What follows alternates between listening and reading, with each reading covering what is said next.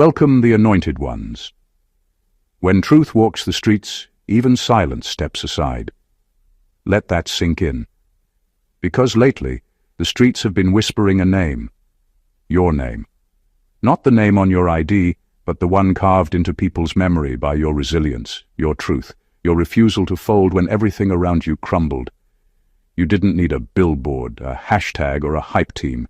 You just kept surviving out loud, and somehow the streets took notes. It's funny, isn't it? You never applied for recognition, but life turned your struggle into a headline. You became a myth people argue about at midnight, half in awe, half in disbelief. One side says, they never break. The other says, nobody's that strong. And you just keep walking, unbothered, like a movie character who forgot they're being watched. Here's a fact. Studies show that people remember those who made them feel something more than those who simply impressed them. That's why your name travels through neighborhoods like a pulse, because you didn't just survive, you made people feel again. You reminded them of what truth sounds like when it's not sugar-coated or sold for clout. You see, chosen one, the streets don't call your name out of gossip. They call it out of reverence. Because when everyone else traded truth for trends, you stayed unshaken. You became the truth speaker, the guardian, the one who never breaks. Not by choice, but by calling. And now, whether you like it or not, your legend has already left your lips and entered history's echo chamber. So buckle up, because tonight we're not talking about fame. We're talking about frequency. We're not talking about your story being heard. We're talking about your story becoming holy rumor. And if you've ever wondered why the streets know your name, it's time you find out what heaven's been saying behind your back. Number 1. They remember you because you represent what they tried to kill in themselves. That's the real reason your name won't fade from their mouths. It's not about what you did. It's about what your existence reminded them of. You showed them a version of themselves they once believed in before the world convinced them to settle for less. You triggered their unfinished evolution.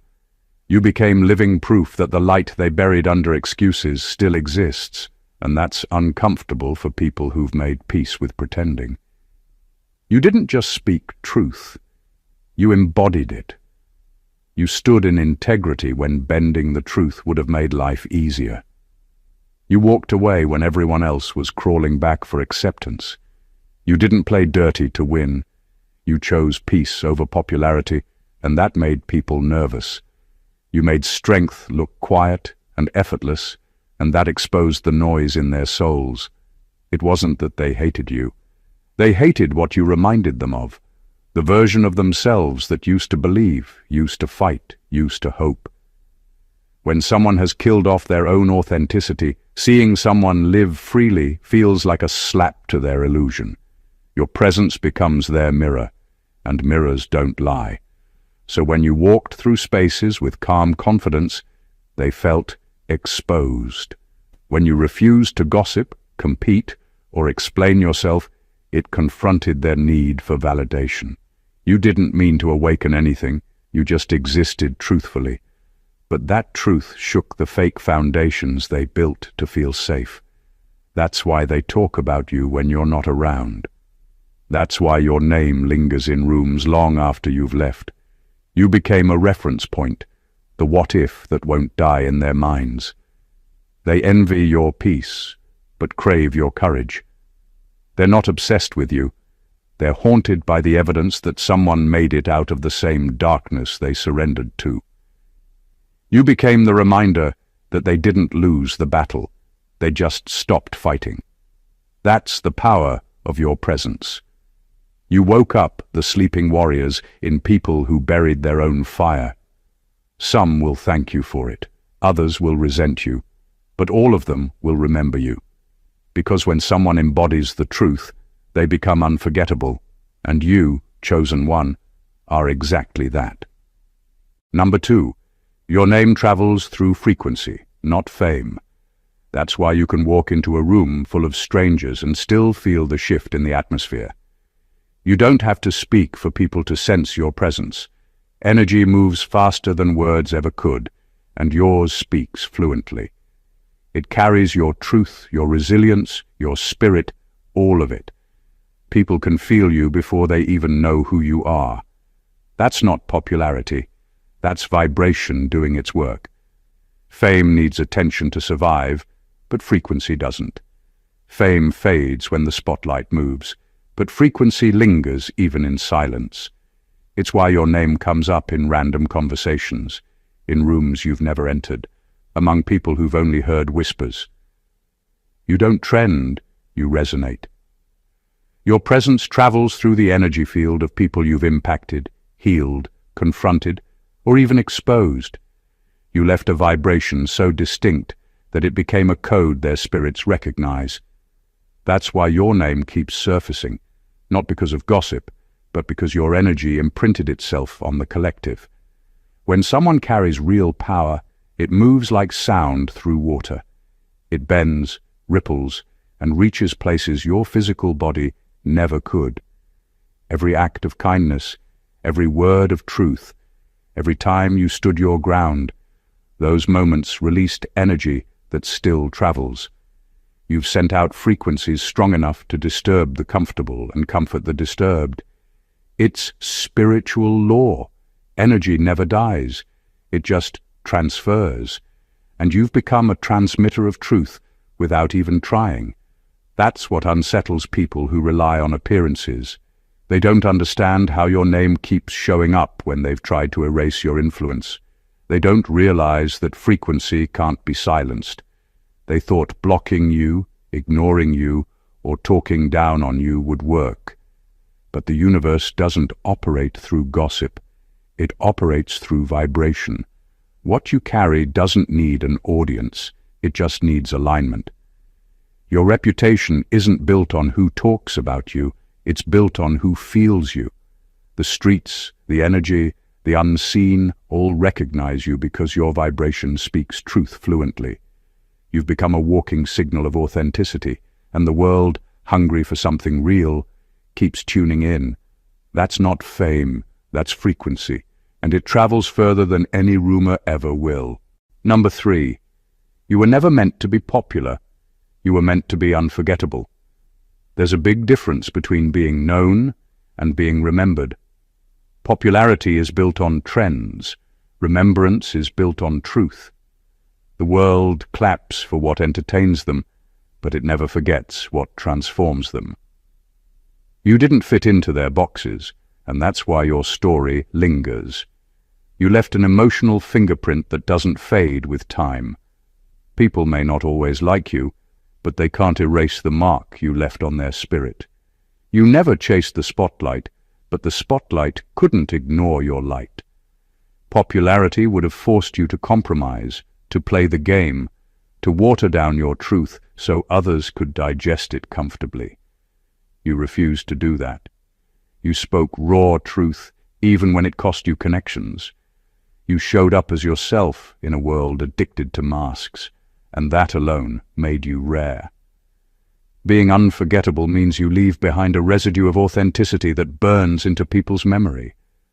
Even your absence has presence because what you stood for still speaks after you've gone silent. People remember the ones who made them feel something real, and you did that without a script or a plan. You made people confront parts of themselves they tried to hide. You awakened emotions, healed hearts, and sometimes even offended the fake peace people built on lies. That's the paradox of being unforgettable. Your existence comforts some and convicts others. You never played the role of a crowd pleaser. You played your divine position, and it left an echo. Being unforgettable isn't about people talking about you all the time. It's about the fact that when your name comes up, there's a shift in the air. Some people smile because you gave them hope. Others go quiet because your strength exposes their weakness. But either way, your presence lingers. You've become the kind of person people measure themselves against, not because you tried to be perfect, but because you were real in a world terrified of realness.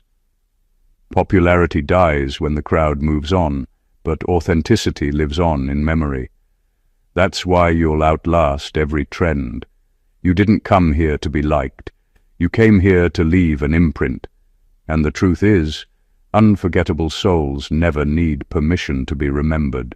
Number 4. You spoke in codes only the awakened could decode. That's why your words carried a strange power. They either clicked instantly or sounded like nonsense. You weren't trying to sound deep or mysterious.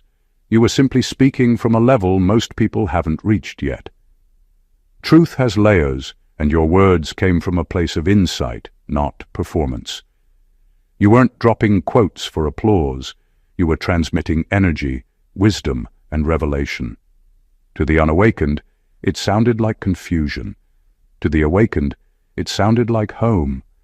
Every time you spoke, something in the spiritual realm shifted. Your words carried more than meaning. They carried vibration. You didn't just talk about change. Your words caused change. People who weren't ready to face themselves dismissed you. They called you too much, too spiritual, or too intense, not realizing your language wasn't meant for the masses, but for the initiated, those who could hear between the words. That's why your truth didn't go viral overnight. It wasn't designed to entertain timelines. It was designed to awaken souls. The awakened understood your codes because they had lived the pain behind them. You didn't speak from theory, you spoke from scars. You talked about freedom because you knew the weight of bondage. You talked about faith because you had been tested in silence. Those who hadn't been through real spiritual warfare couldn't recognize the authority in your tone. You became like a radio station broadcasting on a higher frequency, and only those tuned in could catch the message clearly. You weren't trying to be exclusive. You were trying to be effective. There's no point in translating divine truth into watered-down language for comfort. You knew that those meant to hear would feel your words before understanding them. The rest would dismiss you, and that was fine, because truth doesn't need validation to remain truth. You understood that revelation is never for everyone, only for the ready. The streets learned your language through experience, not translation. Life became their teacher, and suddenly your words started making sense. The very ones who once mocked you now quote you. Because eventually time reveals what truth always knew. Not everyone can understand the message until life forces them to live it. Number 5. The guardian's role is not glamorous, it's gruesome. You didn't get applause for what you carried. You got exhaustion, isolation, and misunderstanding. You took on responsibilities that weren't yours just to keep the world from falling apart. While others were chasing attention, you were maintaining alignment. You kept peace in rooms that would have erupted without your calm. You absorbed tension that wasn't meant for one person to hold, and you did it silently. Guardians don't get trophies, they get tested. You protected energies, not egos. You defended people who didn't even know they were being shielded. You stopped chaos before it turned visible. You stood as the spiritual firewall between destruction and redemption. And because no one saw what you prevented, they thought you were doing nothing. They mistook your restraint for weakness, not realizing it takes divine strength to stay grounded when everything around you tempts you to react. Guardians are wired differently. You feel shifts others ignore. You can sense danger before it becomes visible, and you act not out of fear, but duty. You hold moral and energetic lines that others abandoned a long time ago. While everyone else was busy proving a point, you were protecting a purpose. You made sacrifices that no one clapped for, and still, you didn't stop. That's the gruesome part. Holding your ground when it would have been easier to let the chaos win. People often forget that guardians bleed too. You got tired, lonely, and frustrated, watching others celebrate the results of battles you fought in silence. You wanted to quit many times, but something in your spirit wouldn't let you. Because guardians don't just protect people, they protect principles. They know that if integrity falls, everything else follows. So you kept showing up, not for recognition, but for the unseen order that must remain intact. And that's the irony. You'll only be fully understood after the war ends. When the dust settles and everyone looks around, they'll realize why the walls never fell. They'll finally see the one who stood firm while they slept. Guardians aren't born to be praised. They're born to be pillars. And though the work is gruesome, it's also sacred, because only the strongest souls are trusted to keep the balance when the world forgets how. Number 6. You never broke because you were already reconstructed by fire. People saw your calm and thought you'd never been through anything, but they didn't realize that your peace was forged in chaos. The version of you that could be destroyed already died in earlier seasons. You've been through the kind of pain that reshapes the soul, not the kind that leaves you bitter, but the kind that burns away everything false until only truth remains. That's why no betrayal, no rumor, no rejection could finish you.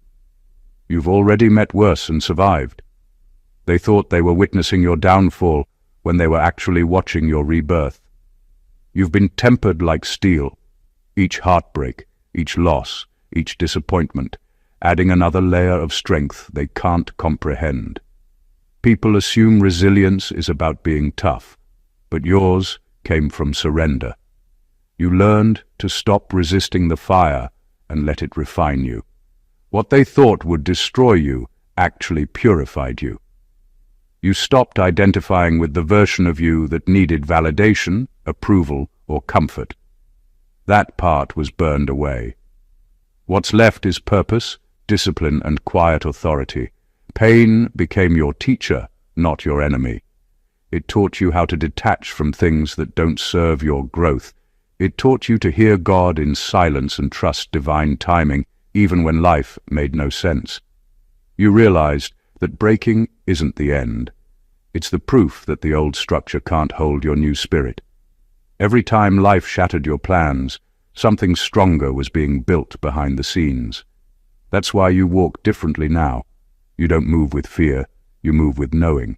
You've already seen what happens when everything collapses, and you discovered you don't. That's the secret your enemies never understood. You can't break what's already been rebuilt by divine hands. You can't shake what's already surrendered.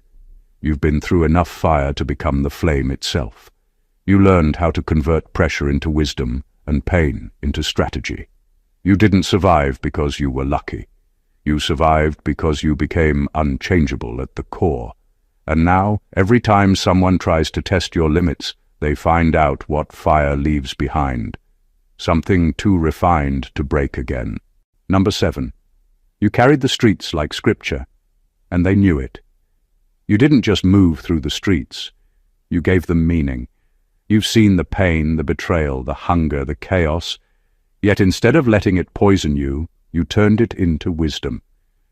You became living proof that divine purpose can exist in the ugliest environments. You learned lessons no classroom could teach, and you wore those lessons with a kind of grace that demanded quiet respect. The streets recognized your energy because you didn't just talk survival, you lived it with reverence. You sanctified the same places that tried to destroy you. You didn't become a product of your environment, you became its reformer. You took the same concrete others bled on and turned it into your altar.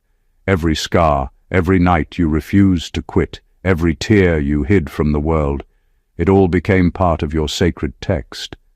People felt that when you walked past them. They could sense that you carried experience that cut deep, but never made you bitter. You understood pain so intimately that you could translate it into peace. You didn't preach to people. You were the sermon. Your walk said what your mouth didn't need to. You showed that integrity can exist in chaos, that compassion doesn't make you weak, and that faith isn't just something you speak, it's something you embody. You made surviving look divine, not because it was easy, but because you gave the struggle purpose. Even the ones who used to mock you started watching how you carried yourself. They began to notice the calm you held in situations that made others fold. That's why even the hardest hearts respect your silence and your stance. They know you've seen what they've seen, but you didn't lose yourself in it. You made it through without selling your soul, and that kind of purity hits differently. You didn't have to prove you were real. Your survival did that for you. You became a sacred contradiction, soft but strong, humble but unshakable. You carried the streets like scripture, not to boast about your endurance, but to remind the world that even in darkness, holiness can still walk among men. Number 8. Your truth didn't just expose lies, it rewired realities. Every time you spoke, something in the atmosphere shifted. You weren't just pointing out what was false, you were collapsing illusions that people had built their lives on. Your words didn't come from intellect alone, they came from alignment. That's why people felt uneasy around you before you even said a word.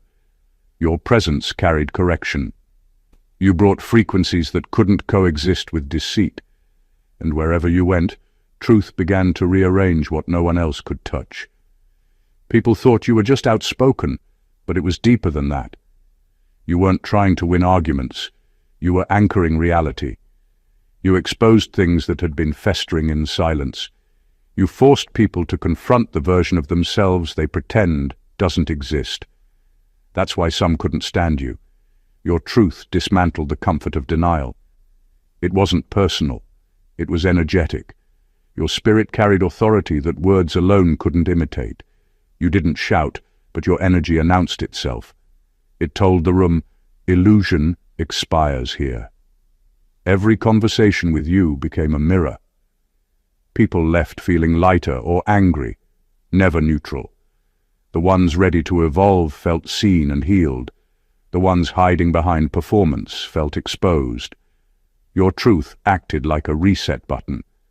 It didn't just correct people's thinking, it shifted their trajectory. You spoke life into places that were spiritually dead, and you confronted energies that thought they'd never be challenged. That's why your voice carries power even when you're silent. You don't just communicate, you transmit. You've always known that truth isn't a weapon, it's a frequency. It destroys only what's fake, but it rebuilds what's real. That's why some people lost their balance around you. Their illusions couldn't survive your vibration. You didn't do it out of pride, you did it out of purpose. You were chosen to restore equilibrium where deception had reigned for too long. When you speak, timelines adjust, energy clears, and order returns. You don't just reveal truth, you become the truth that forces every lie to retreat. You're not out here to argue or to be liked. You're here to realign what's been twisted, one revelation at a time. Number 9. You were the prophecy nobody wanted, but everyone needed. You didn't come to make people comfortable. You came to make them conscious. You arrived at a time when truth was treated like a threat, and authenticity was seen as rebellion. The system had perfected the art of disguise, lies wearing righteousness, manipulation wearing kindness, greed hiding under leadership. And then you showed up, raw, unfiltered, untamed, carrying a frequency that didn't fit their agenda. You weren't part of the system, you were sent to confront it. Your very existence disrupted the false peace people had settled for. You were the reminder that divine order still steps into human affairs. When the structures of ego got too loud, the universe needed someone who couldn't be bribed, flattered, or manipulated into silence. And that someone was you. You became the uncomfortable proof that divine justice still moves through flesh and blood. The same people who claimed to love truth couldn't handle it when it wore your face. They tried to reject you, label you, discredit you, because your presence exposed what they'd been protecting. Corruption, hypocrisy, and control disguised as order. You didn't ask to be chosen. You were just built differently. Your spirit didn't tolerate fake harmony or moral decay. You could feel when something wasn't right, even before it was revealed. You carried the kind of discernment that scared people because it couldn't be fooled. The ego-driven system wanted performers, not prophets, followers, not free thinkers. But you came as a divine interruption. You didn't fit their hierarchy because your authority didn't come from them. It came from source. That's why they couldn't manage you. You were unpredictable to the manipulators, but magnetic to the seekers. They resisted you at first because your presence meant change, and change threatens control. But even your critics couldn't deny your purpose. They might have called you rebellious, intense, or too different, but deep down they knew you carried something real. You were never there to entertain. You were there to expose, to realign, to restore balance. You were the divine audit the world didn't schedule, but desperately needed. And though they fought you, they'll eventually admit it. The system would have collapsed completely if the prophecy hadn't walked in wearing your skin. Number 10. They mocked you until their own demons started listening. At first they laughed because they thought your strength was a performance, something temporary, something they could eventually wear down. They thought you'd crumble under pressure or give up when the ridicule became too loud. But what they didn't understand was that your resilience wasn't for show. It was spiritual. Every insult they threw at you became fuel. You learned early that mockery is the weapon of the weak. It's how fragile egos cope when they can't control someone who refuses to break. You didn't clap back. You didn't beg for validation, and that confused them. They mistook your silence for surrender when it was really strategy. You understood that real power doesn't argue. It endures. And with every attempt to humiliate you, you grew stronger, more grounded, more aware of your mission. Eventually, their laughter turned nervous. They started realizing that something in you couldn't be shaken. Your presence carried a weight that their jokes couldn't lift. What began as mockery turned into quiet fear. The same mouths that laughed started watching what they said around you. Even they could feel it, that unseen shift. Your energy wasn't matching theirs anymore. It was above it. When ridicule didn't stop you, the unseen world started taking notes. The spiritual realm recognized authority where humans saw defiance. Demons that once mocked began retreating, because consistency is one of the greatest forms of spiritual warfare. You became a vibration they couldn't manipulate, a frequency they couldn't mimic. You didn't need to curse them or expose them, you simply outlasted them. Time became your proof. While they wasted their breath trying to discredit you, your endurance exposed them for what they really were. Noise with no substance. And now, even your enemies speak your name with caution. They may not admit it out loud, but they know there's something about you they can't touch. They've seen too much evidence of your protection, your persistence, your divine backing. Their mockery backfired, because in trying to make you small, they made you sacred. Now, every time your name is mentioned, there's a pause, the kind of silence that only comes when fear finally learns respect. Number 11. You made integrity look like rebellion. In a world where lies are dressed as strategy and betrayal is disguised as ambition, you chose truth. And that alone made you look radical. You didn't play along with the culture of compromise. You didn't cut corners, fake friendships, or trade honesty for popularity. You stayed solid when everyone else was shifting, and that made people uncomfortable. Your consistency was confrontational because it highlighted just how inconsistent others had become. You weren't trying to be different. You just refused to be fake. You didn't follow the code. You were the code. You lived by principles that others only preached. While people bent their morals to fit into circles, you stood your ground, even if it meant standing alone. In a time when everyone's loyalty was for sale, you made integrity your signature. That's what made you unpredictable.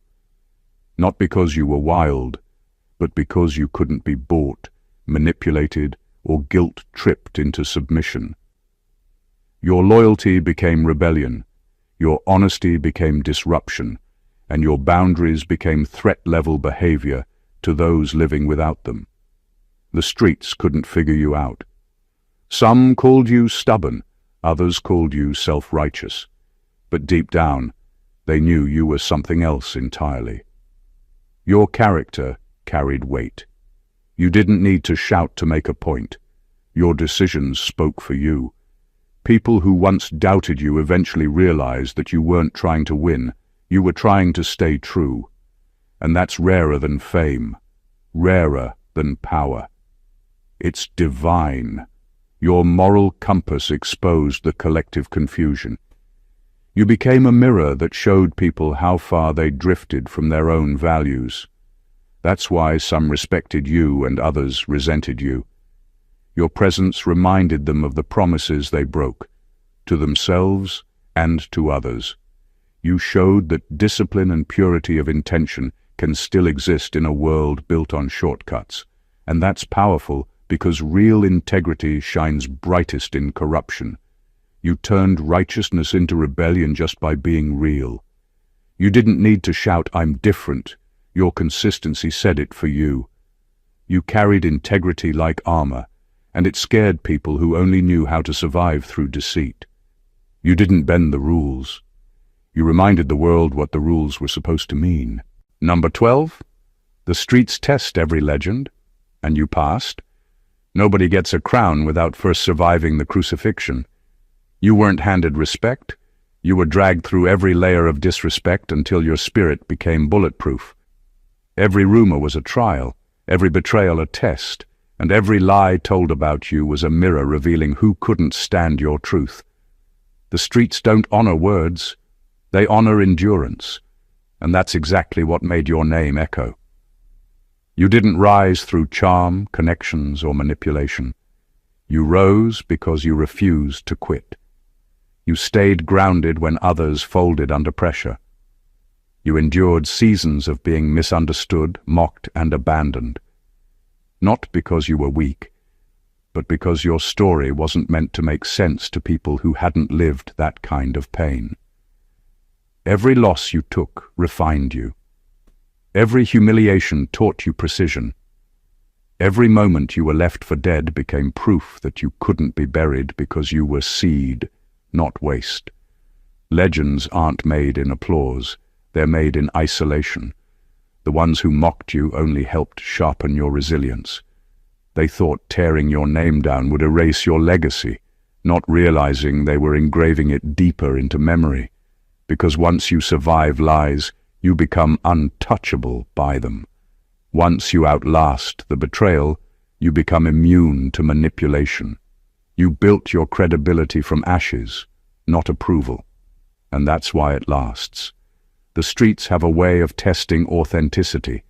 They expose what's hollow and amplify what's real. That's why your silence held more weight than others' noise. Because everyone saw that you didn't break, even when breaking would have been easier. They saw that your scars weren't for pity, but for proof. You never needed validation because survival was your verification. Now, when your name moves through the streets, it carries gravity. Not because you chased recognition, but because you earned reverence. You didn't beg for loyalty, you inspired it. You didn't demand respect, you embodied it. That's what separates the crowned from the crucified. One seeks attention, the other survives the fire. And when the smoke clears, the one still standing isn't just remembered, they're mythologized. You didn't just pass the test. You rewrote what survival looks like when faith wears flesh. Number 13. You became the symbol of spiritual street justice. Your name stopped being just a name. It became a frequency. When people whispered it, it carried weight. Not because you forced authority, but because your energy proved what fairness looks like when the divine moves through a human vessel. You didn't go around demanding justice, you embodied it. You showed that even in chaos, there's still an invisible order holding the balance, And somehow you were that order's representative. People began to recognize that whenever you showed up, energy shifted.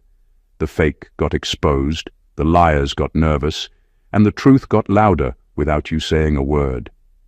It wasn't about revenge. It was about realignment.